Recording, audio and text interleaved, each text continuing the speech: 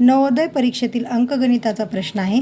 एक दुकानदार 1 रुपयांच्या 5 चॉकलेट्स विकत घेतो आणि 1 रुपयांच्या 4 चॉकलेट्स या दराने विकतो। एकूण 125 रुपयांचा फायदा करून घेण्यासाठी तो किती चॉकलेट्स विकतो? प्रथम आपण एका चॉकलेटची खरेदी किंमत काढू। म्हणजेच काय, बरोबर 1/5 बरोबर 0.20 रुपये म्हणजे 20 पैसे। एका चॉकलेटची किंमत किती आली? 0.20 रुपये।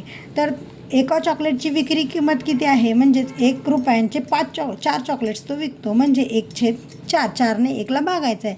उत्तर येईल 0.25 रुपये। म्हणजे खरेदी किंमत 0.20 आणि विक्री किंमत 0.25 म्हणजेच एका चॉकलेटच्या मागे त्याला फायदा मिळतो 0.05 रुपये। तर म्हणजे आता एका चॉकलेटला किती आला फायदा त्याला? 0.05 रुपये। तर मग असे किती चॉकलेट्स त्याला विकावे लागतील म्हणजे त्याला 125 रुपये फायदा मिळेल? तर आपण त्याला एक्स मानू।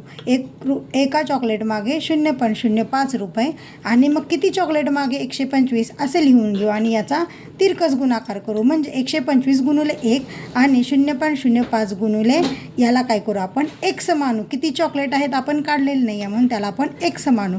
मग इकडं गुणाकार आहे त्यामुळे याला इकडं घेताना याचं भागाकारात रूपांतर होते। 125 भागिले 0.05 बरोबर एक्स।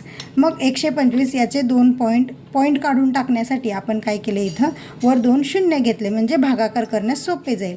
मग आपण काय करायचं आहे, 5ने 12,500ला भागायचं आहे। मग उत्तर येणार आहे 2,500 बरोबर एक्स। एक्स म्हणजे आपण काय म्हणलेलं आहे तर किती चॉकलेट्स, म्हणजे तो किती चॉकलेट्स विकतो तर 2,500 चॉकलेट्स विकतो, तेव्हा त्याला 125 रुपये नफा होतो। म्हणजे उत्तर आहे डी 2,500।